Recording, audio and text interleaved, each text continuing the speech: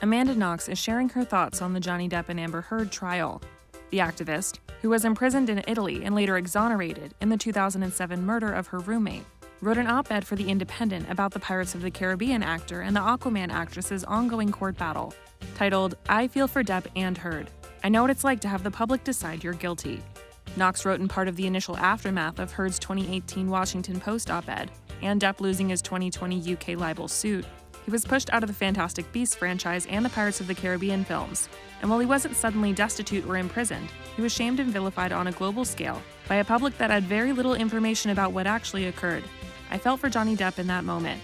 I am still dealing with the psychological trauma of the public shaming I've endured. It's no small thing.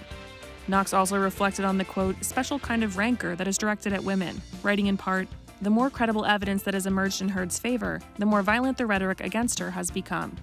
She added, "As someone who's received plenty of death threats, I can tell you that, while it's a fairly safe assumption that most are empty rhetoric fueled by rageful echo chambers, misinformation, and anonymity, you never know, and that slim chance is terrifying."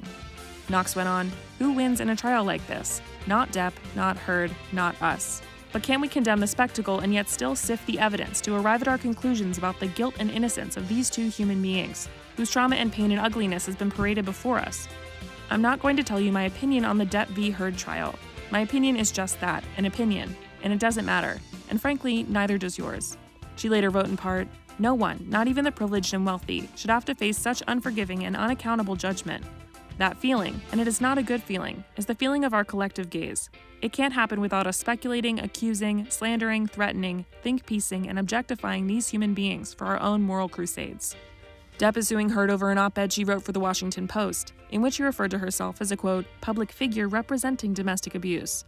The article did not mention Depp by name, but he believes it was clear that she was referring to him, since she requested a temporary domestic violence restraining order shortly after the two began their divorce proceedings in 2016.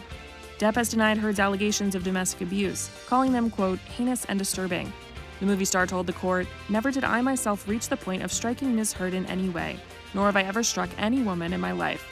Heard, who is countersuing her ex-husband, testified about alleged instances of violence by Depp when she took the stand. Her legal team argued during their opening statements that evidence will show she suffered domestic abuse by Depp that, quote, took many forms. Closing arguments in the trial are scheduled for this Friday.